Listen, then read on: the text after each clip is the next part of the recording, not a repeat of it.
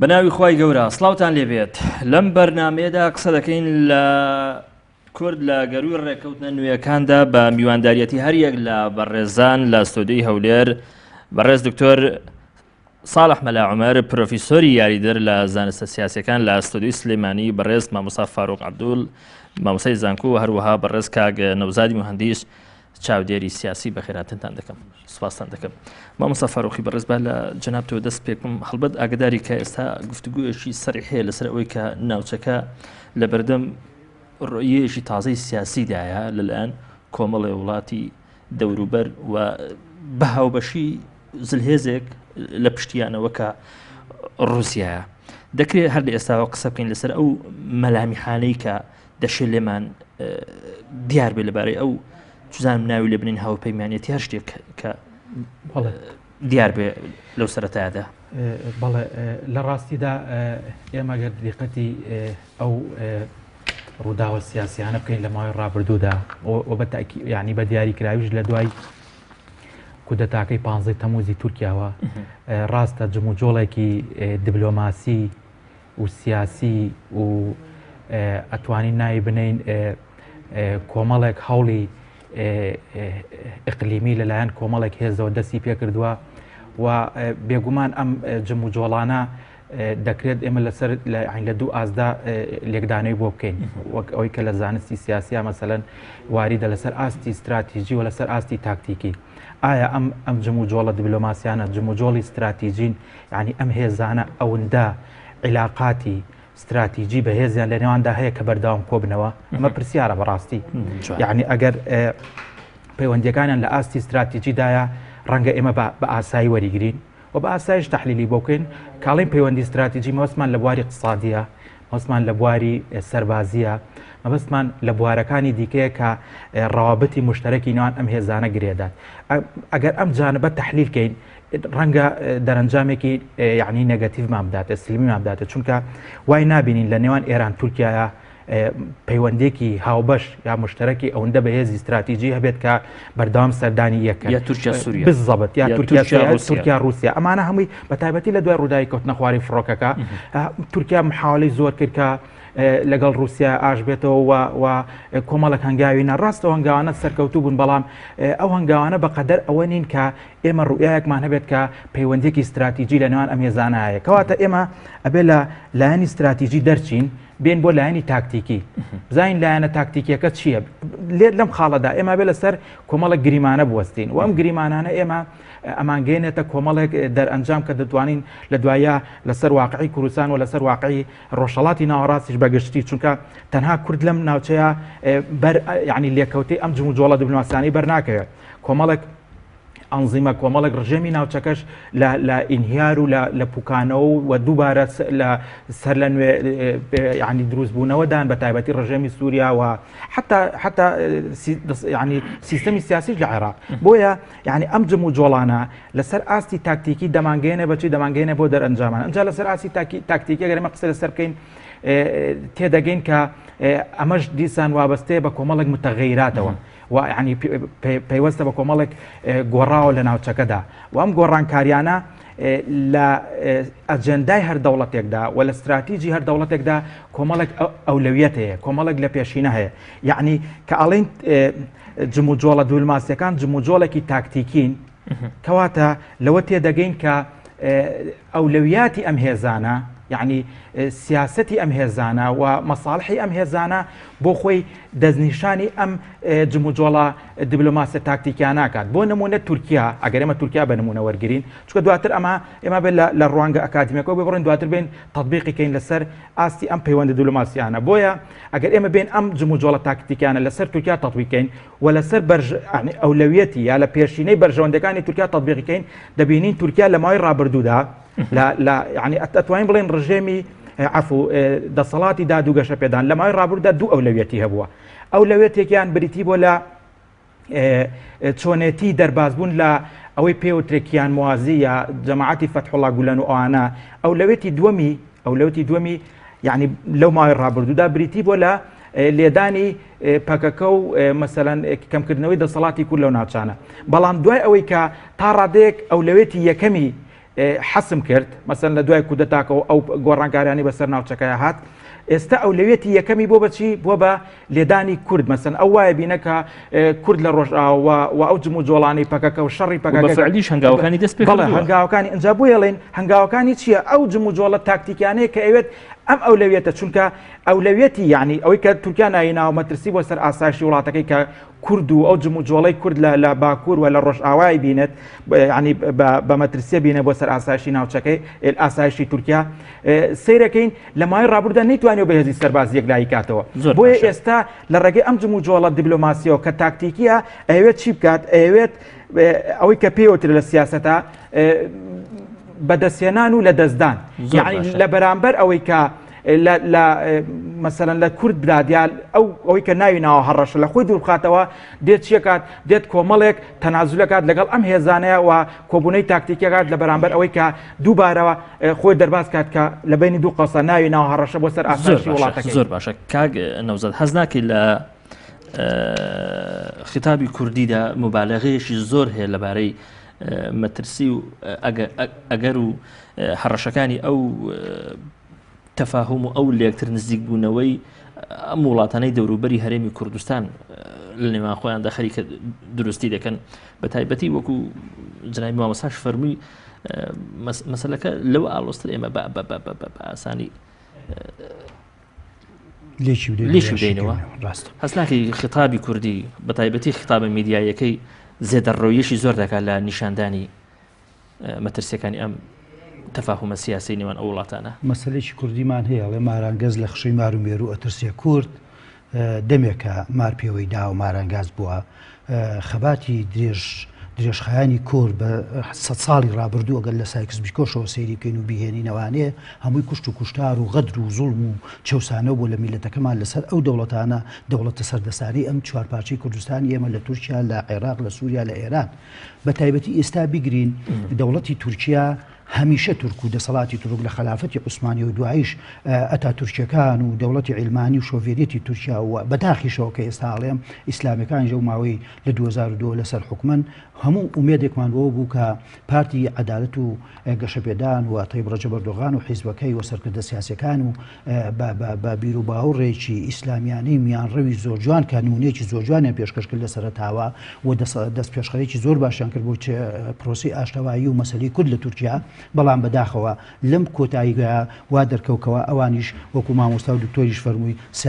سیاسەتی استراتیژیانی بەسک و تاکتیکی ڕۆژانە بەکارهێنن بۆی سیاسەتەکانی خۆیان بەرنە پێشەوە کەواتە دوژمنان هەمیشە کاتیان بەسەر بردووە و کورتیان بە شێوک لە شێوەکان هەڵخەڵەتانوە بە بەڵێنی ناڕاست وەختیان پێ بردوون سەر تا ئامانجەکانی خۆیان هێناوتەدی تورکیا ئیسەکانە بۆتە سەری ڕم دژی مەسەلەی کورد و کورداتی لە هەر چوارپارچەکەی کوردستان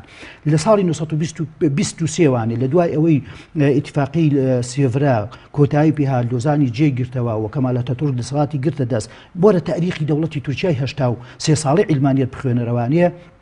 هەمووی پڕە لە کودەتا لە کوشت و کوشان لە داگیرکردن لە دژی کورد و مەسەلەی کورد و بچووکردنەوەی کورد نەک لە ناوخۆی تورکیا بەڵکو لە هەر پارچەکانی تر مەسەلەیە لە ئێران هەمیشە پاڵپشتی ڕژێمەکانی ئێران و شای ئێرانی کردووە تەبەن بۆ معلوماتان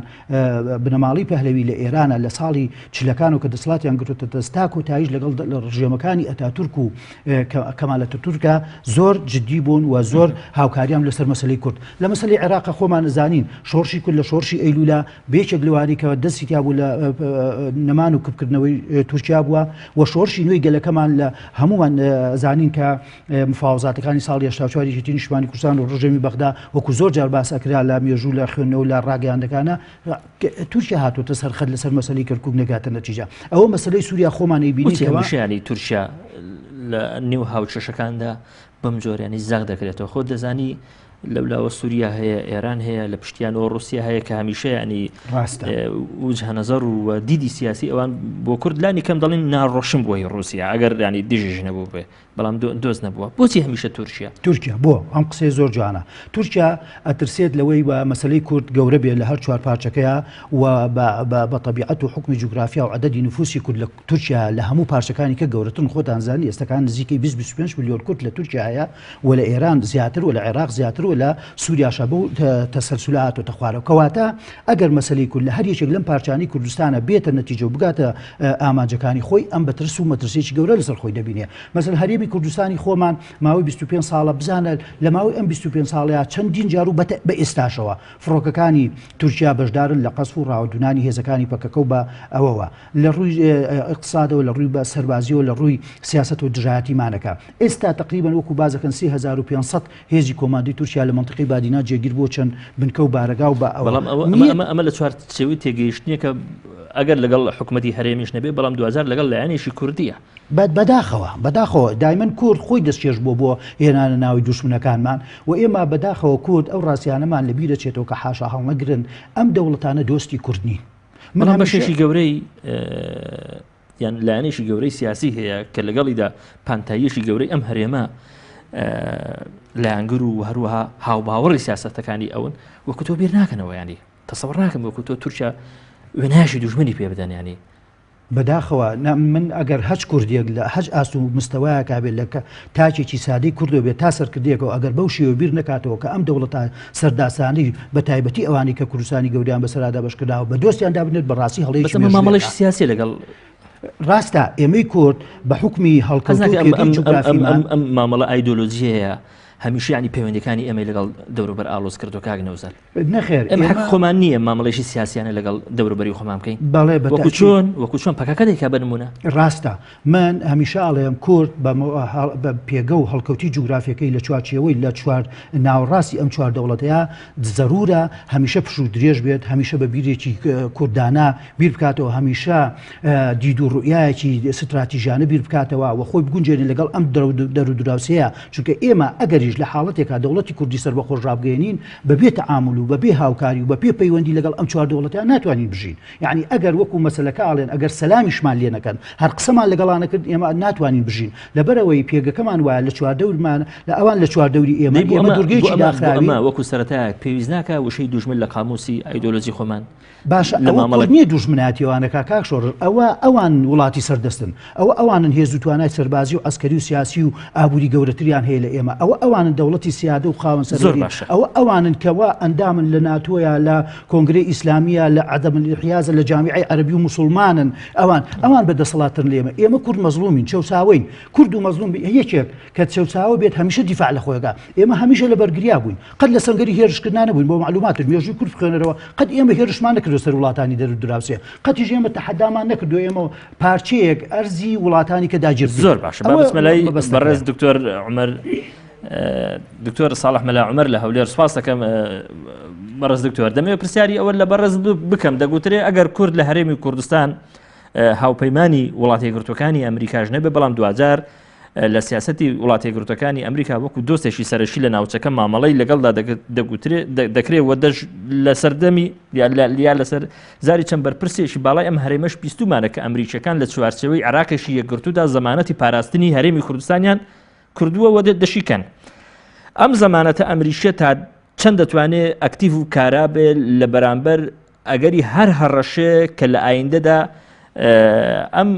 تێگەیشتن و هاوپەیمانیەتی نێوان رووسیا و ئەم تورکیا و ئێران و سووریا ینی دروستی بکەن بۆ هەرێمی کوردستان ئەم زەمانەتە ئەمریکیە توانێت ڕوبەڕووبوونەوەی ئەمەی هەیە کە تەماشا بکەین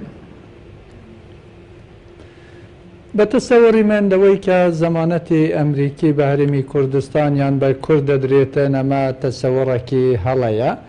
کورد لە ساڵی 2023 تەسەوەڕی دەکرد کە هاوپەیمانی ئەمریکایە تاکو ساڵی 2014 ئەو کات کوردزانی کە پارتی و یەکەتی لەبەرەوەی کە لە دژی ڕژێمی باز شەڕیان کردووە لە دەیانی هەشتا لەبەرەوە ڕۆیشت بوونا دەناو لیستی تیرۆردا و بەتایبەت لە ساڵی 2002 چۆبوونا دەناو لیستی تیرۆردا دوای گۆڕانکاری تقریبان چەند مانگێک ئەمریکا کە شەڕی ڕژێمی بەعسی کرد ئەو کاتی تر بە شێوەیەکی تر هەمووی لە چەند مانگێکدا پێویستی بە کورد بوو ویستی کە کورد یارمەتی بداتن بۆ بەرەنگاربوونەوە دەگەر ڕژێمی باعس باس و سەقامگیریکردن لەناو عێراقدا و لە هەمان کات لە ساڵی 2004 سەرۆکی هەرێمی کوردستان ڕایگەیان تاکو پارتی و یەکەتی لە لیستی تیرۆر دەرنێن من سەردانی ئەمریکا ناکەم دوای چەند مانگێک بە حوڵێکی زۆر پارتی و یەکەتی لە لیستی تیرۆر دەرهاتن کە حکوومەتی هەرێمی کوردستانشیان پێک دەینا وەکو هێزی پێشمەرگەشیان هەبوو هەر تەسەوەریان دەکرد کە هاوپەیمانی ئەمریکانە بەڵام بەو تێڕوانینەی کە تەماشای گروپەکانی ئەلقائیدە دەکرا بەو تێڕوانەی تەماشای پارتی و یەکەتیش دەکرا ئەمە واقعەکەی تر لەناو بە شێوەیەکی ڕاشکاوانە ئەمە هەبووە جا بۆیە لێرەش دەبێت ئێمە ئەم هەڵەیە نەکەین کە ئێستا بڵین زەمانەتی ئەمریکامان هەیە یان زەمانەتی دەوڵەتێکی ترمان هەیە ئێستا لەناو یاسای نێودەوڵەتی کە گۆڕانکاری سەرەکی کرایە ئەوەیە یاسای دارستان زاڵ بووە لەناو سیاسەتی نێودەوڵەتیدا پێشتر تەسەوەر دەکرا لە دوای دەتوانین بڵێن گۆلەبالیزیشن و ئەولەمە ئیتر جیهان بەرە و لیبرالی و دموکراسی دەرباز دەبێتن و پرۆژەی دموکراسیکردنی ڕۆژهەڵاتی ناوەڕاست سەرهەردەداتن بەهاری عەرەبی سەرهەردەداتن بەهاری عەرەبی ئێستا تەماشای سووریا بکە 12 ملیۆن کەس ئاوارە بووە 500,000 کەس کوژراوە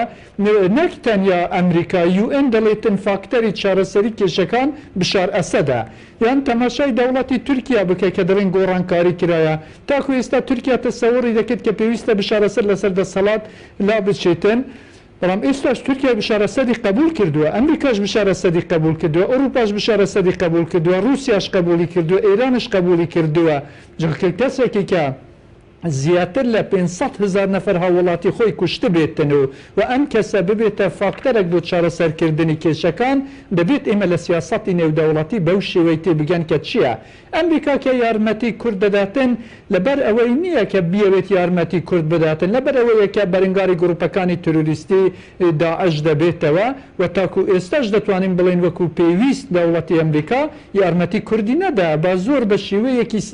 سادەتر ئێمە تەماشای ئەم گەمەیە بکەین ئێستا پارێزگای مووسڵ و چەند پارێزگایەکی تر دەناو عێراقدا گروپی تروریستی داعشی تێدایە ئەمریکا لە سەرەتا گوتی 3 ساڵ دەخایەنیتن بۆ ئەوەی کە ئێمە ئەم گروپانە لەناو ببین گروپی تروریستی داعش دەناو چەند پارێزگایەکدا دەسەڵاتیان زیاتریان ڕژێمی بەعس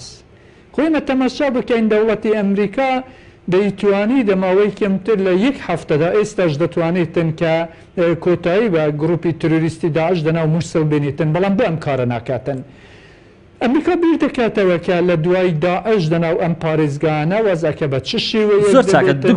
دکتۆر با من پرسیارشتر لە بەڕێزت بکەم دکتۆر بیر ناکاتەوە من با پرسیارشتر لە بەڕێزت بکەم دکتۆر ئەمە مانای ئەوەیە کە وڵاتی یەکگرتوەکانی ئەمریکا لە کاتێکدا لە ناوچەکە یاریکەری دیار و گەورەی ناوچەکەی وەخاوەنی ڕۆیایەکی پێشوەختیشە بۆ ناوچەکە لە چوارچەوەی نەخشەیە کە پێی دەگوترێت خۆرهەڵاتی ناوەڕاستی گەورە ئەمە مانای ئەوەیە کە ئەمریکا بە ئاسانی ڕێگە بەوە بدا لە دەروەی ڕۆیەی ئەو کۆمەڵی وڵات بێن جارێکی تر ینی نەخشەی ناوچەکە بە ئاسانی بە هاوکاری ڕووسیای ڕکابەری سەرسەختی ئەمریکایانی دابڕێژنەوە ئەمە بەو ئاسانیەیە نەخێوانە تەماشای پێویستە ئێمە بە درست تەماشای عیلاقاتی نێودەوڵەتی بکەین ئەمریکا دەیوێت تەوازنێک لە نێوان شیعە و سوننە دروست بکات لەو تەوازنە دروستکردنە ئەمریکا قازانجێکی زۆر دەکاتن هەم ئیتر بەو شێوەی یارمەتی سعودیان ناداتن کە بینیتن سعودیان منەتێک لە ئەمریکا بکاتن بڵێتن من منافسەی ئێرانت بۆ دەکەم و ڕێگری لە مەترسیەکانی ئێران دەکەم و ئەمانە و بینیتن داواکاریەکانی خۆی قورس بکاتەوە و حتا گەر تەماشاش بکەین زۆربەی ئەمانەی کە کردەوەکانی تروریستیان ئەنجام داوە ناڵیم دەوڵەتی سعودیا بەڵام هاوڵاتی سعودیا بوونە دەوڵەتی ئەمریکا دەیوێت گۆڕانکاریەک بکاتن کە شیعە و سوننە سەرقاڵی یەکتر بکاتن ئیتر واز لە ئەمریکا و ڕۆژئاوا بینن و لیرەدا ئێستا سعودیا پێویستی بە ئەمریکا دەبێتن کە وەرە یارمەتی من بدە ئێران بۆ من مەترسی دروست دەکاتن گەمەکە پێچەوانە لێ دەکاتەوە بە شێوەیەکی کلاسیکی پێشتر تەسەوەر دەکرا کە ئێران و ئەمریکا دژی یەکترن و سعودیا یارمەتی ئەمریکا دەداتن بەڵام ئێستاوە نییە ئێستا ڕێکەوت ئێران و ئەمریکا ڕێکەوتنی ئاشکرایان کردیە و ڕێکەوتنی نهێنیشیان کردیە و لە ناو عێراقشدا زۆر تەوافقیان هەیە و لە کاروباری سووریاشدا زۆر تەوافقیان هەیە لە ناو لیدوانەکانی بەڕێز ئۆباما تقریبان چەند مانگ پێش ئێستا زۆر بە ڕاشکاوانە ئەمەی ڕاگەیان کە پێویستە سعودیا و ئێران لەگەڵێک تەنسیقێک بکەن کە ناوچەکە بە شێوەیەکی یەکسان دەبینی خۆیاندا دابەش بکەن ینی ئەمریکا خۆی بە دژی ئێران نازانێتن دەیوێتن کە ئێران و سعودیا دژاتی یەکتر زۆر چاکە زۆر سپاس دەکەم مامۆستا فاروق ئێمە ناکرێت ببین بە بەشێک لەو هاوپەیمانێتی و لێک تێگەیشتنی کە لە نێوان ئەو وڵاتانەدا لە ئەگەری دروستبوونیدا ئێمە ناکرێت ببین بە بەشێک لەو تێگەیشتنە لە کاتێکدا دەگوترێ بەشێکی زۆری ئەو جمجوڵ و ئەو هەوڵانە بۆ قەڵاچۆکردنی تیرۆرە خۆ دەزانی ئێمە ڕاستەخۆ بەشێکی گەورەی و جەنگین کە بە شێوەشی جیهانی لە دژی تیرۆ بەڕێوە چووە ناخێت لێرەوە ئێمە ببین بە بەشێک لەو تەفاهومە سیاسی کە لە نێوان وڵاتاندا دێتە پێشەوە ڕەنگە ئەمەیان پەیوەندی بە زەمەنەوە هەبێت یعنی ئایا ئەو هاوپەیمانێتیە هاوپەیمانێتێکی درێژخایەنە یا هاوپەیمانێتێکی کاتیە ئەگەر هاوپەیمانێتێکی کاتی بێت من پێم وایە کورد بووە و هەتا ئەو کاتێک کە هێزە گەورەکان ئیشیان بە کورد دەبێت ئەم هاوپەیمانێتیە ئەڕواد و بەردەوامە بێت بە تایبەتی لە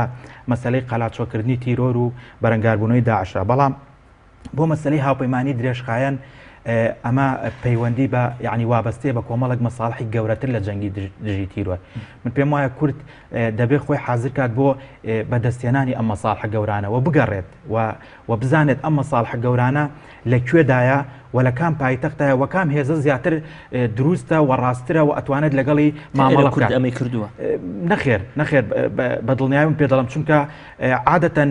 ئیدامەدانی مەساڵح و بەرداوامیدانی مەساڵح پەیوەندی بە کۆمەڵێک ڕێوشوێن و ئیزراعاتێک کە تۆ لە ناوخۆیان پێویست پێێت بەڵام ئیدامەدانی مەساڵح ئەگە بریتی بێت لە ئیدامەدانی مەساڵحی اقتصادی و سیاسی هەزناکی ئەمە لەسەر لەگەڵ کۆمەڵە وڵاتی دەوروبەر بەدی هاتووە لەگەڵ تورکیا لەگەڵ ئێران ئێستا جۆرە لە تەفەهومی سیاسی تا ئەندازی اعتراف بە هەرێمی کوردستان لەلایەن تورکیا و ئێران و مامەڵە لەگەڵ هەرێمی کوردستان هەیە پێم وایە ئەمە ئیدامەدانی مەساڵح نییە بەقەدەر ئەوەی کە تۆ مەساڵحێکی نیشتیمانی یەکدەنگیت هەبێت یعنی ئەمەی کە ئێستا هەیە لە کوردستانە یعنی مەسەلەن ئەگەر قەزت ئەوە بێت کە ئێمە علاقەیەکی نەفتی و زەمان لەگەڵ تورکیا هەیە و ئەتوانین نەخێر ئەمە و لەگەڵ ئێرانیش هەمان شت دەکرێت بکەین ئەمە بەشێکی زۆری ئەم هێزانە هێشتا ناڕازی لە ناوخۆیە و گومانیانێ لەسەرم علاقاتە من ئەڵێم لە سیاسەدا یعنی ئەوانەی کە شارەزا بن مەقولەیەکی باو هەیە کە ئەڵێت سیاسەتی خارجی ڕنگدانەوەی سیاسەتی ناوخۆیە یعنی تۆ لە ناوخۆیە چۆن بیت و تواناکانت چۆن بە قودرەتەکان چوو بێ دەوروبەرش بۆ شوێ مامەڵ لەگەڵاکە ئایا ئێمە توانا و ئیمکانەتی زاتیمان و یەکدەنگیمان و مەسەلەن بەرژەوەندیەکانمان بەقەدەر یعنی بەو شێوەیە کە دەرەوە بە هەمان یعنی قورسایی مامەڵەمان لەگەڵکە نەخێر تا ئێستا ئێمە پەیوەندیەکانمان لەگەڵ ئەو هێزانە بۆ دروستکردنی هاوپەیمانی لەسەر ئەساسی شخصیە بەداخەوە یعنی لەسەر ئەساسی حیزبیە لەسەر ئەساسی گروپە لەسەر ئەساسی کەمینەیەکە لەسەر ئەساسی زۆر جا ئەتوانین بڵێن زۆرینەیەکە یعنی ئەمە ڕوئایەکی وازع نادات بەو هێزی کە تۆ لە دەرەوە پتێ مامەڵی لەگەڵ بکەی و ئەوش جار بەجار مەسەلەن بۆ ئیدامەدانی ئەو هاوپەیمانەتەوە بۆ ئەوەی کە ئیش کاری بە تۆیە زۆر جار دێت لەگەڵت و لەگەڵت بەردەوامە بێت بەڵام لە ساتەوەختێکی دیاریکراوە کە ئیشی بەو مەساڵح و بۆ بەرژەوەندی نامێنێت کۆتایی بۆ هاوپەیمانەتی دێنێت و ئێمە بینیمانە لە ماوەکانی ڕابردا کورد بە درێژایی یعنی ڕابردوو کوشتێم سیاسەتەوە بۆ نمونە هەر لە شۆڕشێک لە ئیتفاقی 11 ئازار بەیاننامە 11 ئازارەوە سیاسەتە بوو لە کاتێدا خۆی کورد ئامادە نەبوو بۆ پێشهاتێکی وها ئەوەی کەوتم وەگوتم پەیوەندی بەوە هەیە کە تۆ ینی خەتاکە لە خۆمانە بالضبط نازانی مەسەلەن بەرامبەرەکەت لەکوێدا ئەو مەساڵحانەی کە هەتا ئەو دنیابینەی کە هەتا ئەو ئەجەندایانەی کە هەتا چۆن بتوانیت بیگەینی بە بەرامبەر و بەرامبەر لێت وەرگێ ئیشکالی ئێمە لەوەدایەکە مەساڵحەکانمان بەرژەوەندیەکانمان ڕوئیاکانمان سیاسەتەکانمان لەگەڵ ئەوەی کە پەرت و بڵاوە و بەرامبەریش نازانێت چۆن لێمان وەرگێت و چۆن مامەڵەمان لەگەڵکە تۆ تەسەوور کە لە ماوەی ڕابردوودا بە درێژایی ئەو قەیرانی کە لە هەرێمی کوردستان سەری هەڵداوە ئەمریکەکان یەک خیتابیانەیە داواکەن نێو ماڵی خۆتان ڕێخەنەوە بۆی من زانم چۆن مامەڵەتان لەگەڵ کەم لە دوای داعش داوا کات کە ناکۆکیە سیاسەکانتان چارەسەرکەن حتا مەسەلەن ئەو وڵاتانەی کە مامۆستا نەوزادیش باسی کە دوژمنی کوردن و کورد ئەچەوسێنەوە لە بە درێژای مێژوو حتا ئەوانیش بەشێکیان یعنی خطابی ئێرانی لە ماوەی ڕابردوودا بۆ هەموو هێزە سیاسەکان لە ناوخۆیان نێوماڵی خۆتان ڕێخەنەوە بۆی ئێمە بزانین چۆن لەگەڵتان تەعاملکەین ئەمە ئیشکالی گەورەی بۆ دروستکردن بەڕاستی لەسەر ئاستی ئیقلیمی و لەسەر ئاستی نێودەوڵەتیش بۆی ئەوەی کە جنابت باست کرد ئایا کورد بۆ ناچێتناو هاوپەیمانەتیەوە بێگومان هاوپەیمانەتی وەگوتم لەسەر دوو ئەساسە ئەساسێکی بەرامبەرت لێت تێبگات و ئەساسێکی ناوخۆ بزانێت چی ئەوێت بۆ هاوپەیمانەتیە ئەمەکەم بە پرسیار بەڕاست ئێمە لە ئێستادا بەم دۆخی کە خۆمان هەمومان دەزانین چۆن تێدا دەژین ئامادەین بۆ ئەوەی مامەڵە بکەین لەگەڵ هەر پێشاتێکی تازەکە وڵاتانی دەوروبەر لە ناوچەکەدا بیان نەپێشەوە بەداخەوە نەخێر لەبەرەوەی هەمومان وڵاتی ئەم هەرێمەی بەتایبەتی لەم هەرێمە ئەو لەسەر ئاستی نەتەوە سێپارچەکەی کەش ئاگدارین وەزعی کورد دۆخی سیاسی ئابووری کۆمەڵایەتی سەربازی لە خراپترین دۆخەکانایە دۆخی سیاسیمان وەکو هەموو لایەگەزانین پەیوەندیەکانمان لەگەڵ عێراق خراپە لەگەڵ سووریا خراپە لەگەڵ ئێران زۆر باش نییە لەگەڵ تووشیاوەز نیوەمان لەگەڵ و نیوەشمان دژین دۆخی ئابووریمانەوە 3 ساڵ ئێمە لە قەیرانێکی توندی داراییان کە وەکوتم کاریگەری کردوتە سەر جیرفانی تاک بە تاچی ئەم میلەتەمان دۆخی سەربازیمان ئەگەر دەردی کابراڵێ خواوڕاستان ئەمریکا هاوپەیمانان نەبووە ئێستا داعش لەوا بوو هەمومانی لە سلێمانی و هەولێریش دەرف کردایە ئەمە بەم دۆخە بەم ماڵ شپرزەیە بەم ماڵ شێواویە مەسەل لەسەر دۆخی سیاسیمان حیزبە سیاسەکان سەرکردە سیاسەکان یەکتر نابینن دۆستایەتیان دابڕانوە دوورکەوتنەوە لە یەکتری دام و دەستگا نیشتیمانیەکانمان لە پەرلەمانی کوردستان پەخستووە لە حکوومەت شەلل کەوتۆتە ناو دام و دەستگاکان دەسەڵاتی دادوەریەکانمان تەواو نیە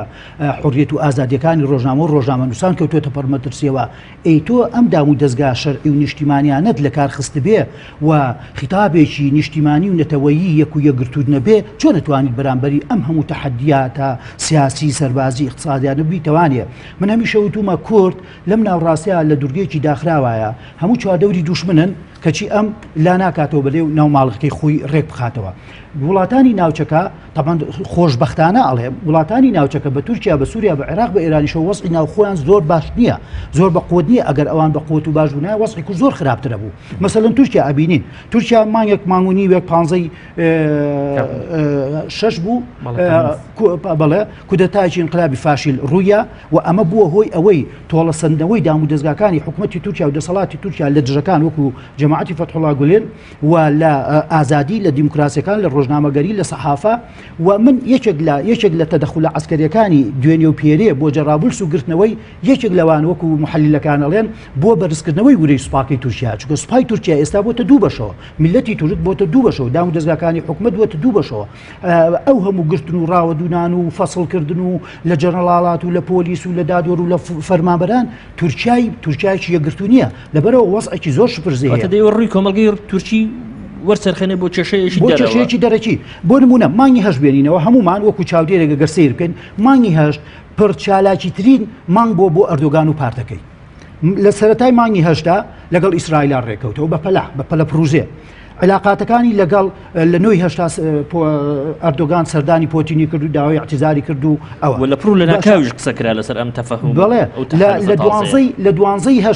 دوانزەی هەشتا بەگرتنی منبەج لەلایەن هێزەکانی کورد و شەڕوانانەوە تورکیا شڵژارێکی زۆر عجایبی پێوە کە کەوتە خۆ بۆ ئەوەی ئەگەر ڕێگری نەگرێت بە عملی ڕێگە نەگرێت لە پێشکەوتنی کورد تورکیا لە مەترسیایە هەر بۆیش دوێنێ چوارشەممە چواری بەیانی هجومی کرد سەر جەڵاوبژ شارێکی بچووکە بەڵام ئەهەمیەتەکەی لەوایە دەواازی تورکیا بۆ سووریایە هاتوچۆی داعش و ئیرهابیەکان و مرتەزەقەکانی ناو سەر بە تورکیا هەمووی لەوێ و هاتوچۆکەن و تورکیاش بەسەراحەت بڵێن تورکیا یەکەم وڵاتە لە ناوچەکەیە کە پشتیوانی حەقیقی مادی معنەوی لۆجستی داعش بووە و داعش ئێستا ئێستاکانە وا دەرکەوتوە خەت و خاڵی ئەوە دەرکەوتەوە داعش بەرەو لاوازبوو نەچێ لە عێراق لە سووریا ئەبێ بەدیل بۆ داعش بدۆزێتەوە بۆ ئەوەی کاریگەری و ڕۆڵی خۆی لەسەر ساحەی ناوچەکە بمێڵێتەوە مەسەلەن ترسی تورکیا بۆ عەزەمەتەی کەی خۆی باسێکە و دەوڵەتێکی گەورە و مرکزیە و محوەریە بۆچی لە پێشکەوتی شەڕوانانی کوردەتەسێ لە ڕۆژ ئاوایەکی بچووک کە وەکو جوگرافیا سەیریکەی جوگرافیاکی بەقوت و بەهێزی نییە بەڵام ئەمە کورد ئەبێتە لەمپەر لەمپار ئەگەر کوردستانی ڕۆژئاوا یەک بگرێتەوانەیە کورد دەبێتە لەمپەر لە بینی تورکیا لە بینی سووریا و بە شێوەیەکی تابێت و بە هەموو دەوڵەتانی عەرەب بە شێوەیەکی گشتی. دوو کورد دەچێتە سەر بەحری سپی ناوەڕاست کە ئەمە خەونی هەموو کووردا کە دەرچەیەک ڕێبازێک بدۆزینەوە بۆ سەر ئەوە. کورد ئەگەر لە ڕۆژئاوایە سەرکەوتوو بێت دەبێتە نمونەیەکی دووهەمی هەرێمی کوردستان و دەبێتە ئەوەی کە سووریا دابش بێت کە ئەمەش بە تورکیا بۆ خۆی بە مەترسیدانێت. جارێکی کە ئەگەر ڕۆژئاوایەک کانتۆنێک و دەسەڵاتێکی کوردی سەربەخۆ دروست بێت دەبێتە ڕێگەیەکی ڕێگە خۆشکەر بۆ هاتوچۆی پەکەکە و گەریلاکان و مەترسی دروستکردن لە ناخۆی تورکیا. خاڵێکی کە زۆر گرنگە و لێشی ئەترسێ و هەموو تەحلیلەکانیش بۆ ئاچن داعش لە کۆتایی مەتافە دەچنەوە ناو تورکیا. چونکە لەوێەوە گەشیان کرد لەوێەوە پشتیوانیان کرا و ئێستاش کەوتوتە ڕاوەدنا لەوێ پشوو دەدەن نەخۆشەکانیان لە خەستەخانە هەر دوێنێ هەر لەم هەفتەیە حملەیەکی گرتن لە ئەستەمبوڵ لە شارەکانی تورکیا دەستی پێکرد و دژی داعش. بۆیە ئەم حملەیە ئەم مرتەزەقانی کە ئەم هێناوێتی و پشتیوانیانەکە لە معارەزەی سووریا بەناوی سوپای ئازادی سووریا شێوەیەکن یاخود وەکو ڕووی دووهەمی داعشێکیکەن بۆ تورکیا. زۆر چاکە. دکتۆر ساڵح دەگوترێ بەڵێ ئێمە دەتوانین لە منتەڵقی ئەوەی کە لە ئێستادا بەشێکین لە ئەو جەنگەی بە شێوەیەکی گەردوونی لە دژی تیرۆر لە ناوچەکە بەڕێوە بچێ ئێمە لە ئێستا و لە ئایندەشدا ببین بە بەشێک لە هەر تێگەیشتن و هەر هاوپەیمانێتێک کە لەو چوارچێوەیەدا و لە دژی تیرۆر ینی دروست دەبێت. بەڵام دەگوترێت لەوەی کە پەیوەندی بە کوردەوە هەیە لە ڕاستیدا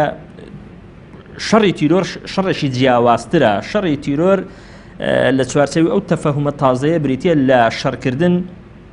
لەگەڵ کورد بە تایبەتی لەگەڵ کوردانی سووریا. بەڕست لەو بارەوە دەڵێیسی خۆیمە کە تەماشای داعش بکەین من داعش وەکو کۆمپانیەکی فرەنەتەوە دەبینم کە زۆر لە نەتەوەکان حسەیان تێدایە و بە شێوەیەکدا مێژوو ینی لە داهاتوودا دیار دەبێتن کە چەند حسەی هەر دەوڵەتێک هەر لایەنێک دەنام ئەم گروپەدا چەند بووە. بەڵام ئەمەی کە پەیوەندی بە کوردەوە هەیە بە شێوەیەکی ڕاستەوخۆ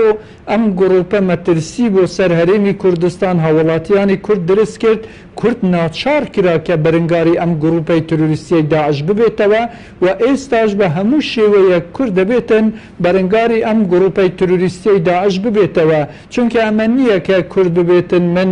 دەگەڵ ئەمانە شەڕ ناکەم و ئەمە واز لە ئێمە دەینن. ئەمانە سەر بە زۆر لە دەوڵەتەکانن تەنیا سەر بە یەک دەوڵەت نییە یعنی وەکو کۆمپانیەکی گەورەیە هەر کات پێیان خۆش بێتن دەینن کە شەڕی کوردی پێدەکەن و کورد دەبێت دیفاع لە خۆی بکاتن. بەڵام ئەمەی کە کورد دەبێتە قوربانی حقیقەتەن ئەگەر ئێمە زۆر بە وازەحتر بینین بەحەز لەسەر ئەمە بکەین گۆڕانکاریەکانی کە لە نێوان ئێران و تورکیا لە ئارادانە لەناو ناوچەکەدا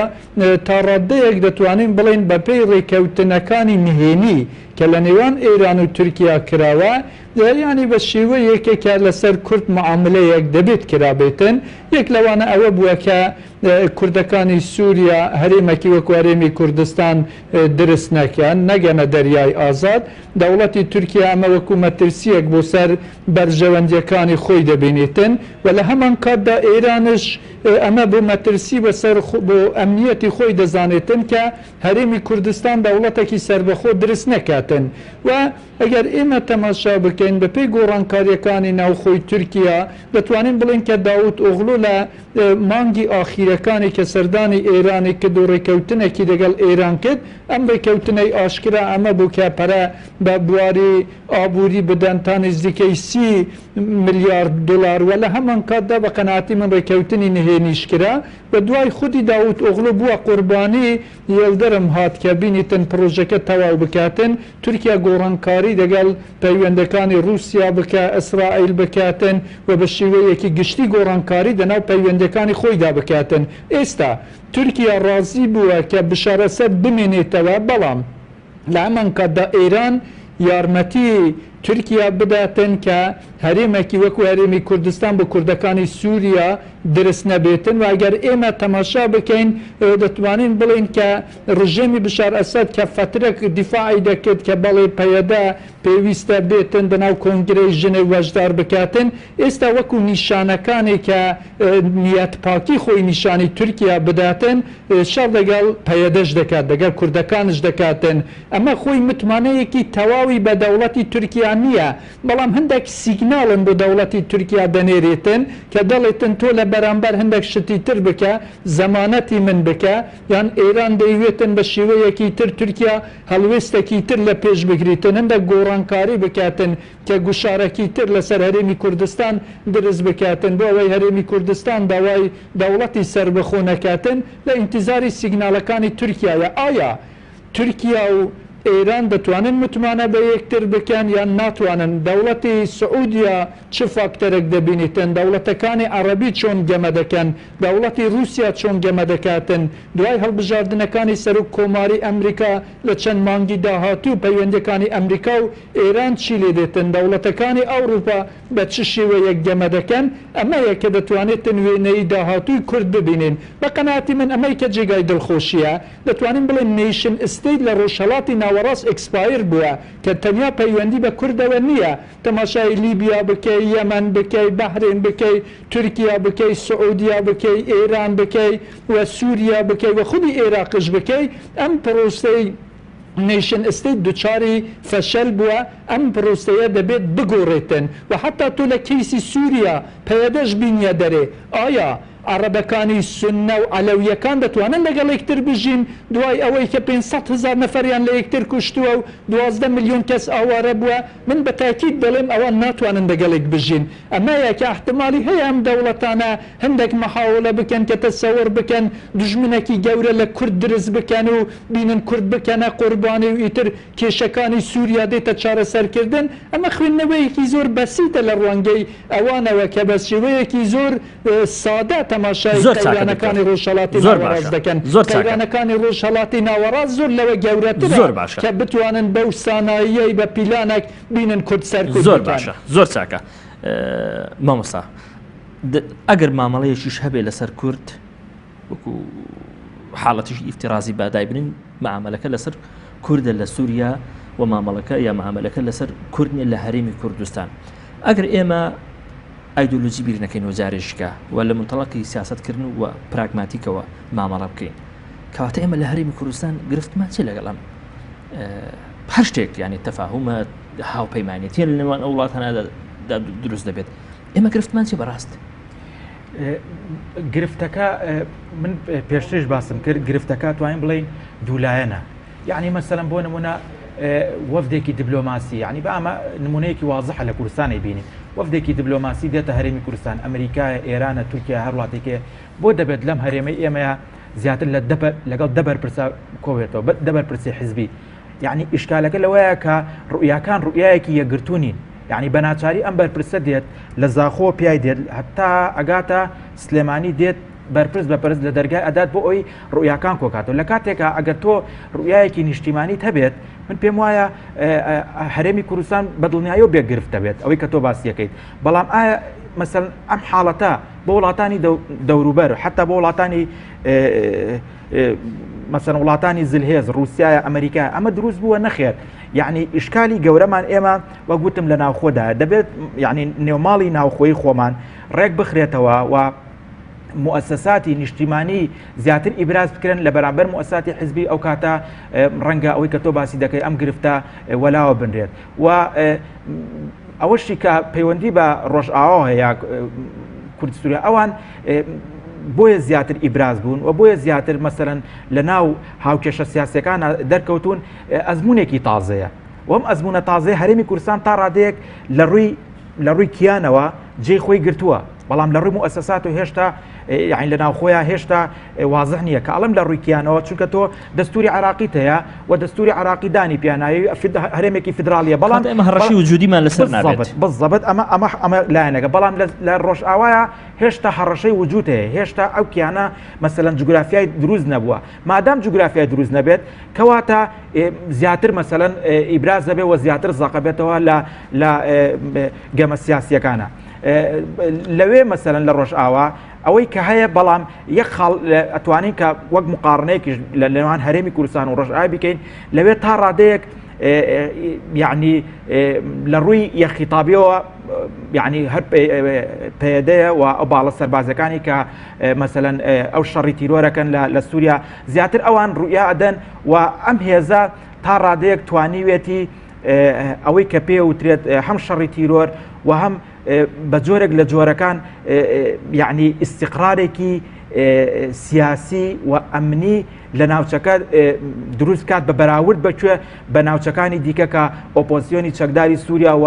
هێزە شەڕکەرەکانی دیکەی تدا داعشوانە بۆیە مادام ئەم استقرارە لەو ناوچەیە دروست بووە و ئەم هێزەش ڕوئایەکی یەکگرتووی هەیە مەسەڵەن هێزی دیکە نیە بۆیە سێرەکەی مامەڵەی کۆمەڵگەی نێودەوڵەتی لەگەڵ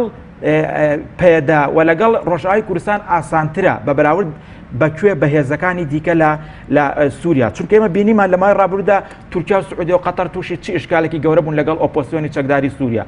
لێرە ئەحرار شام دروستە بوو لەوێ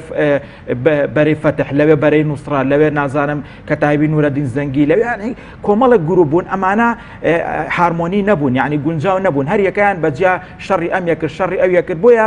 سێرەکرد لە کۆتاییدا مەشروعەکان فەشەلی هێنا و دوجار مەسەڵەن هەم بۆ ئەمریکەکانی چونکە لە سەرەتایە ئەمریکا و تورکیا هاوپەیمان بوون کە یارمەتیم گروپانەدا بۆیە دەرکەوت کە ئەمانە یەکگرتوونین و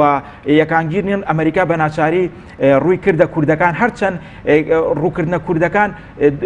هاوپەیمانی مێژووی لێزویر کرد کە تورکیا بوو بەڵام ئەو ناچار بوو لەبەرەوەی ئیدامەدانی ئەو دۆخاوە یەکلایکردنەوەی بەرژەوەندەکانی لە سووریا پێویستی بە هاوپەیمانێک بوو کە ڕوئایەکی واضحەیە بێت و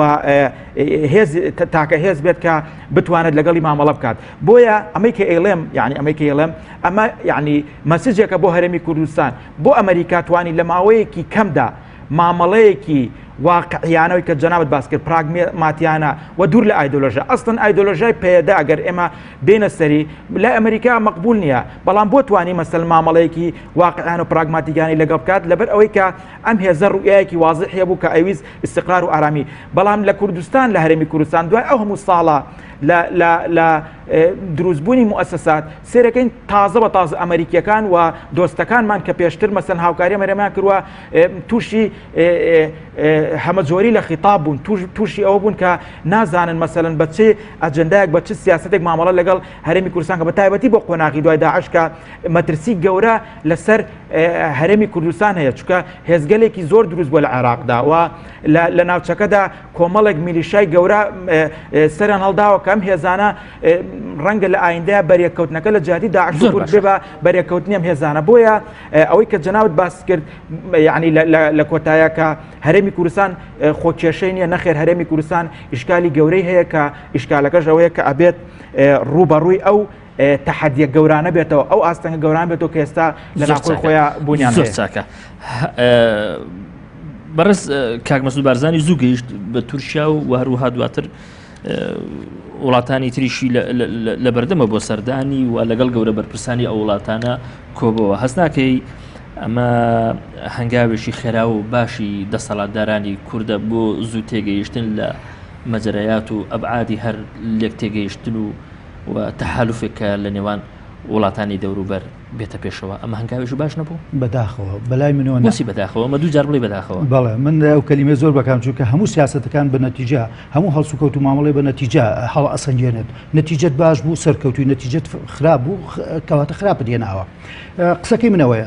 کاک مەسعود بەرزانی بە سفەتی سەرۆکی پارتی دیموکراتی کوردستان بانکراوە لەبەرەوەی ئەم قسەیاڵم قسەی من نییە قسەی ڕاگەاندەکانی تورکیایە کە وەکو دەسەڵاتداری باکووری عێراق زیارەتی تورکیای کردوەژی هەرێم بەڵێ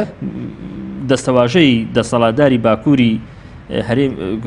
عێراق لای تورکەکانی ینی سەرۆکی هەرێمی کوردستان بەڕێز من قسەم لەسەر سیاسەتی دوژمنەکانمانە بەرنامەکەشمان لەسەر کۆدەنجی سیاسەتی دوژمنانی و ناحەزانی دوژمنان بەرامبەر مەسەلەی کورد ئەو تا ئێستاش پێی لەنگە ناوی کوردستان بێنێت ئیتر چۆنی لێکەیت دڵی خۆمان خۆشکەینکەوە پێمانڵێن سەرۆکی هەرێم نەخێر زائیدە کە بەڕێز کاک مەسعود ڕۆژی چوارشەمە گەیشتێتە تورکیا باشە ئەردۆگان و ڕئیسی حکوومەتی بینیوە سەعات چواری بەیانی تۆبارانی جەرابولسی کرد و جەرابولسی داگیر کرد و دژی کورد و ئەمڕۆ وەزیری بەرگری تورکیا زۆر بە ئاشکرا بەبێ پێچووپەنا بۆ ئەوەی کەس لە ناو کووردا نەڵێت وڵات دژی داعشەڕەکە ئەڵێ ئێمە نیەتی ڕئیسیمان دژی پێدێ و دژی کوردەکانە و پێنجشەمەی ڕابردوو ڕەجەب تەییب ئەردۆگان بۆ خۆی ئەڵێ ئێمە بە قوڵای 10 کیلۆمەتر دەچینە ناو خاکی سووریاوە بۆی پشتیەکی ئەمنی دروستکەین بە درێژایی سووریا پەیوەندیشی بە هەرێمی کوردستانەوە هەیە چۆن نیەتی کاک شۆڕژ ئێمە ئەگەر کاک شۆڕژیان بارمەتی ئەگەر ئێمە لەسەر وەکو کورد وەکو نەتەوە بیر نەکەینەوە کەواتە پارچە پارچە بوونی کوردستانی گەورە ئیتر بۆچی هەوڵی دەوڵەتی سەر بەخۆی کوردیەی ئەگەر تۆ هەر لە خۆتەوە لە ناخی خۆمانە ئەم پارچە پارچ و بوونە بچەسپێنین بۆ نەوەکانی داهاتوشمان بڵێن ئێمە عیلاقی ڕۆژاومان نیە و ڕۆژهەڵاتمان نیە و باکوورمانی و ئەوان باشووریان نەبێت کەواتەیەتی نەتەوەی چی ئێستادا ئەم بەم هەرێمە شێواوە بەم نێوماڵە شێواوی کە هەمانە دەتوانین ینی بچینە ژێرباری بەرپرسیارەتی شووە هاوایانی ئەمە زۆر شتێکی گەورە نییە باشە بۆچی گەورەیە ئێمە لە ناو براکانە یەک و یەکگرتوو بین بۆچی شتێکی گەورەیە و وەکو ئەڵێن جەریمەیەکە لا یوختەفەر ئێمە یەک بگرین و نێوماڵی کورد بخینەوە بۆچی ئێمەی کورد ئەوە ئیرادەمان بە قوت نیە و بە خۆمانی ڕەوا نبینین ماڵی خۆمان پتەوکەین بەڵام پێمان ڕەوا بێت دوژمنەکانمان بە ئارەزوی خۆی تەراتێن بکە بۆ مەسلحەت و بەرژەوەندی و پاراستنەکانی خۆیان بۆچی ئێستا ئەمڕۆ وەلید المعەلیم 10 ساڵیشە بێت سەردانی عێراقی نەکردو لە دوای ڕوخانی سەدام حوسێنەوە ئەمڕۆ گەیشتوتە عێراق سەبەب چییە بۆ ئەوە هەوڵەیە بمێنێتەوە باشە کورد بۆ تۆ هەوڵنای ئەم دەسەڵاتی خۆت لە باشوورە بچەسپێنی بۆ لە ڕۆژاوای دایچەسپێنی 24 مانگ هاکان فیدان ڕئیسی میتی تورکی 10 ساڵیشە بێت نەچێتە سووریا و بە درێژایی 5 ساڵ هەموو شیعار و دروشمی ئەردۆگان و حیزبەکەی ڕوخانی بەشارەسەد بوو بۆچی ئێستا چێ بۆ سووریا بۆچی یە بۆ عێراق طبعاً بۆ معلوماتت سەردانێکی مرتەقەب و نزیک هەیە کە طەیب ڕەجەب ئەردۆگان هەم بێتە ئێران هەم بێتە عێراق ئەمە سەبەب چییە کاک شۆڕش یعنی ئێمە بە بەرچاوی ئێمەوە دوژمنان تەراتێنیانە بۆمانەوە بۆ دوژمناتی بۆ پیلانژێران دژی کورد ئێمە بڵێن وڵا ئێمە چ کێشەیەکین لە مەوزوعە هەرێمی کوردستان بۆ خۆی جەرگی ئەگەر تۆ پتێونەتەوە کاک شۆڕژ ئێمە هەڵکەوتی جوگرافیەکەمان پێگەی جوگرافیەکەمان لە ناو دۆخ لە ناو چەقی ڕۆژهەڵاتی ناوەڕاستین بتێوە و نەتەوێت تۆ ئەواکەیت مەسەلەن رووسیا تا بنکەی هەمەدانی ئێرانی بەکارێنێت لە سووریا ئاسمانی تۆ بەکارێنێت و ئەبێ مەتاری سلێمانی و هەولێر بە مەجبوری تۆ دای بخەی تۆ کەواتە کەوتوتە ناو ئاگرەکەەوە کاتێک تیشکەوتیتە ناو ئاگرەکەەوە یا ئاوێک و لافایەکەەوە هەڵپەی خۆ دەرباسکردن نابێ ببێ حرامە تۆ هەوڵی دەرباسکردن بێ ئەمە قسەکەمە دوایش ئەگەڕێمەوە ئەم سەردانی کاک مەسعود دوێنێ ڕۆشتووە بۆ ئەوروپا سەفەری ئەوروپا و پێم وایە وەکو باسیشان کرد سەرۆکاتێرێن بۆ فەحس و فحوزاتی چاو و عملیاتی چاوی هەیە بە زۆری لەبەرەوە سەردانەکە ئەوەندەی وەکو شخصی و حیزبی و خۆیەتی لێگەیرێتەوە ئەوەندەی مەسەلەی نیشتیمانیێتەوە لێک نایدێتەوە بەداخەوە بەڕێی من وەکو کوردێکی دڵسۆز وەکو کوردێکی خەمخۆر ئەبووە کاک مەسعود ڕۆژی چوارشەممە سەردانەکەی قەتع بکرای بگەڕێتەوە هەرێمی کوردستان لەبەرەوەی بە وجودی ئەو لە تورکیایە جەرابولس و کوردەکانی ڕۆژئاوا براکانمانی هەر ئەمڕۆ 13 شاحینەی کوردی بە عەلەمی کوردستانی عێراقەوە بە عەلەمی کوردی خۆمانەوە لە تورکیاوە بەرەو جەرابولس چوون ئەمە خۆشکردنی ئاگری کوردکوژەیە لە ڕۆژئاوا تورکیا سیاسەتێکی هەیە کوردی ڕۆژئاوا بکە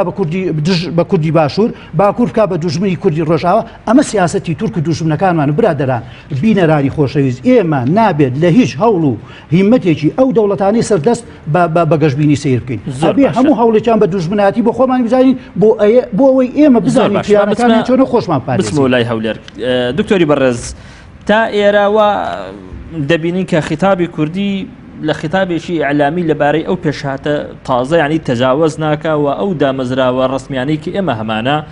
وها مامەڵە دەکەن وەکو ئەوەی کە شتێک لە دەوروبەری ئێمە نەگوزەرێ بەڕاستی بەڕێز لەو بارەوە تعلیقت چییە؟ بە قەناعەتی من وان نییە ئێستا ئێمە دەبێت سیاسەتێکی ڕەئالیستی لە بەرچاو بگرین نابێت بە میسالی ئێمە تەعامل بکەین لە ناو ڕۆژهەڵاتی ناوەڕاستدا شەترەنجێکی سیاسی هەیە کە لەسەر ئاستی نێودەوڵەتی ئەمریکا و رووسیا گەمە دەکەن دەوڵەتەکانی ئۆروپایە و لەناو ئاستی ناوخۆدا دەوڵەتی تورکیا ئێرانە سعودیایە هەندێک لە دەوڵەتەکانی تری عەرەبی و ئیسرائیلە گەمە دەکەن پێویستە ئێمە واقعبین بین کە هەرێمی کوردستان چەند توانایی هەیە بە پێی توانایی خۆی چۆن دەتوانێتن باشترین گەمە بکاتن بەڕێز سەردانی مەسعود بارزانی وەکو سەرۆکی هەرێمی کوردستان بووە و پێشوازیکردنەکەشی بە شێوەیەکی زۆر ڕەسمی بووە کە دەوڵەتی تورکیا ئاڵای هەرێمی کوردستانی داناوە بۆ پێشوازیکردن لە سەرۆکی هەرێمی کوردستان و بۆ زانیاری ئەم برادەرە لە ناو کاناڵەکانی ڕاگەیاندنی تورکیا و زۆر لە ئەمانە بەحەز دەکران پێشوازیەی کە لە مەسعود بارزانی هاتەکردن لە جۆزف بایدن جێگیری سەرۆک کۆماری ئەمریکا نەهاتەکردن ڕخنەیان دەکرد کاتی کە جوزێف بایدن سەردانی تورکیای کردووە لەوێندا ڕەجەب تەیب ئەردوغان هەر ڕۆیشتووە وتارێکی پێشکەش کردووە لە جێگایەکی تر بە شێوەیەکی فەرمی ئەوەندە گرنگی بەسەر جوزێف بایدن نەدایە یعنی تەسەور دەهاتە دەناو کاڵەڵەکان کە زیاتر گرنگی بە بەڕێز مەسعود بارزانیەوەدایە بەڵام پێویستە ئێمە واقعبین بین کە توانایی هەرێمی کوردستان چەندە ئێمە تەماشا بکەین هەرێمی کوردستان یان تەنانەت شخصی بەڕێز مەسعود بارزانی لە کاتی کە کوبانەی کەوتە دەمەترسیدا بە هەموو شێوەیەک هەوڵیدا کە دەوڵەتی ئەمریکا و دەوڵەتەکانی ئەوروپا بینن یارمەتی کوبانێ بدەن و تەنانەت دەوڵەتی تورکیاش بینیتن یارمەتی بە شێوەیەک ڕێگا بدات کە هێزی پێشمەرگە بچێتن بەرگری لە کوبانێ بکاتن یان هەموو سە هەوڵی خۆی خستانەدا بەتایبەت بەڕێز مەسعود بارزانی کە لە نێوان دەوڵەتی ئەمریکا و پەیەدەدا کە وەکو گروپی تروریست تەماشانەی نەکردن بە شێوەیەک یارمەت دەوڵەتی ئەمریکا یارمەتی ئەمانە بداتن لە ڕێگای هێزی ئاسمانیەوەش لەوێن دەر هێرش بکرێتە سەر گروپەکانی تروریستی داعشدا و ئێستا یەک لە گفتوگۆیەکانی سەرەکی کە بەڕێز مەسعود بارزانی لەگەڵ ڕەجەب تەیب ئەردوغان و سیاسەتمەدارانی تورکیا باسی کردووە کە گرنگی بە پرۆسەی ئاشتی بدەنەوە دەگەڵ پەکەکە و دەگەڵ دەوڵەتی تورکیادا و هەرێمی کوردستان ئامادەیە بە هەموو شێوەیەک یارمەتی پەکەکە و یارمەتی سیاسەتمەدارانی تورکیا بداتن کە ئەم شێوەیە بە شێوەیەکی ئاشتی چارەسەر بکەنەوە کە قەیرانەکان گەورەتر نەبێتن بەڵام لە واقعدا کە توانایی هەرێمی کوردستان چەندە نابێتن ئێمە بە شێوەیەکی میساڵی تەسەور بکەن دەوڵەتی ئێران دەناودایە دەوڵەتەکانی تر دەناو پرۆسەی سیاسیدانە بە شێوەیەک گەمە دەکەن کە بەرژەوەندیەکانی ئەوانش بێتە دابینکردن زۆر بە ئاسانی ڕێگانادەن کە تورکیا کێشەکانی خۆی چارەسەر بکاتن و وە لە هەمان کاتدا دژایەتی بشار ئەسەد بکاتن زۆر باشە دکتۆر بەشێوەیەک لە شێوەکان ئێران گەمە دەکاتن کە ئەمە پەکەکە وەکو وەرەقەیەک بەکار بینیتن کە مانەوەی بشار ئەسەدی پێتەسبیت بکاتن ئەو کات ئامادەیەکە یارمەتی تورکیا بداتن و زۆر فاکتەری ترش دەناو گەمەکەدا زۆر باشە دکتۆری بەڕێز زۆر دەرفەت نییە من باسی زۆر باشە کورد نییە کە دەناو پرۆسەکەدا گەمە زۆر باشە یەک دەکە بۆ تومەوە بەڕاست هەرچەند دەزانم پرسیارەکە ئالۆز و زیاتر لە دەقەیەکی دەوێت بەڵام لە کاتی تەشکیلبوونی هەر تەفاهم و هەر هاوپەیمانێتێک مەلەفی سەربەخۆی بە شوێ دەکە سەربەخۆی هەرێمە مەبەستە قسەکردن لە سەربەخۆی بە تایبەتی لەم واقعی ئێستاە پێم وایە کارێکی یا ئەتوانین بڵین ڕوئایەکی واضح نییە بەڕاستی کە ئەڵم یعنی ڕوئایەکی واضح نیە مەبەستمەوەیە کە مەسەلەی سەربەخۆی گرێدرا بە کۆمەڵێک ڕەهەندی دیکەوە و تۆ ئەبێ ئەم ڕەهەندانە تەواو بکەیت کۆتایی ببێنی دواتر قسە لەسەرم ئەم مۆزوع بکەیت تا ئێستا وڵاتانی مەسەلەن دەوروبەر و تا ئێستا نێوماڵی کورد لەو ئاستەدا نییە کە ئێمە بتوانین مەسەلەن ئامادەکاری بکەین بۆ ئەو پرسە و لەسەر ئاستی ئیقلیمیش یعنی مەسەلەی سەربەخۆی مەسەلەیەکی مەرفوزە مەسەلەن عێراقیەکان کە تۆ بەتەمای یەکەم جیهەتە کە گفتوگوی لەسەر بکەی ئەوان داوای مەسەلەن بەهێڵی سووریە زان لە ئێستەوە ڕایانگەیاندوە ئەمریکەکان ئەڵێ عێراقێکی یەکگرت و تورکەکان بە هەمان شێوەیەک بۆچوونە ئێرانیەکان تا سەر ئێسقان دیفاع لە حکمی شیعە و مەسەلەن عێراقێکی یەکگرتووەکان ئەمە بەنسبەت هەرێمی کوردستان و بەنسبەت کوردستانی سووریاژ یا مەسەلەن ڕۆژ ئاواشەوە یعنی سیرەکەی ئەو هەموو گەمەی کە لە ناوچەکە ڕوویدا ئەو هەموو ملانەی کە ناوچەکەەوە دواتر هەموو تەفاهمەکان هاتنە سەرەوەی کە بێت سووریایە گرتو بێت تورکیایەک هەموو هەوڵی خۆی بۆ ڕوخانی ئەسەد بەڵام ئێستا داوای سووریایەکی یەکگرتووە کات ڕوسیاک تەنانەت ئەمریکاش گەیشتەوە قەناعەتێکە سووریایەکی یەکگرتو بۆیە مەسەلەی سەربەخۆی کورد لەم قۆناغەیە پێم وایە بە تایبەتی لەم مەرحەلە ئاڵۆزەیە یا داڕشتنەوەی نەخشەی سیاسی کارێکی قورسە و پێم وایە ئەم مەسەلەیە ئەگەر بە زۆر کورد خۆی تێوەگلێنێ باجی قورسە و دەبێت دیبلۆماسیانە تر زیاتر مامەڵی زۆرکاتوە خۆی نەخاتە ناوزانێکی هەرچیەک بێ ئێمە ناتوانین 2000 وەکو تەماشاکەر بمێنینەوە چۆن کورد دەتوانێت بە کەمترین زیان و بە زۆرترین سوود دوزاریانی ناو ماڵی خۆی ڕێبخاتەوە هەوڵ یەک و یەکگرتووی خطاب و مامەڵە و معاملی خۆی بکە و خاوەنی بڕیاری سیاسی سەربەخۆی خۆی بێ لە خۆیەوە نەچێتە ئەو تەحالوفات و هاوپەیمانانی کە نازانێت نەتیجەکەی چیە و خوێندنەوەیەکی وردی هەبێ بۆ دەوروبەر و جیرانی من حەزەکەم ئەوەش بڵێم بۆیە من زۆر جار لەسەر تورکیا موقفی تورکیا قساکەم بۆچی 24/8 24 هەژ ڕۆژێکی مێژوویە بە نیسبەت خلافەتی عوسمانیەوە کە 500 ساڵ لەمەوە پێش 1516 سولتان سەلیمی یەکەم لە مەرەجدابقەوە لە شەڕێکی گەورەیە دژی مەمالیکەکان و سوڵتەی سووریای داگیر کرد بۆ هەتاهایی بۆ چەند ساڵەوە دووە و لە سووریاشەوە کشا بۆ میسر و میسری داگیر کرد 24 هەژ بە نیسبەت تورکیاوە ڕۆژێکی مێژوویە بۆ زۆر سپاسانەکەم زۆر بەڕێزان مامۆستا فاروق عەبدول مامۆستای زانکۆ هەروەها بەڕێز کاگە نەوزادی مهندس چاودێری سیاسی هەروەها زۆر بەڕێز دکتۆر ساڵح مەلا عومەر پرۆفیسۆری یاریدەر لە زانستە سیاسەکان لە ستودیۆی هەولێر لەگەڵم بوو. سپاس بۆ بینەرانی بەڕێزیش دەستان خۆش.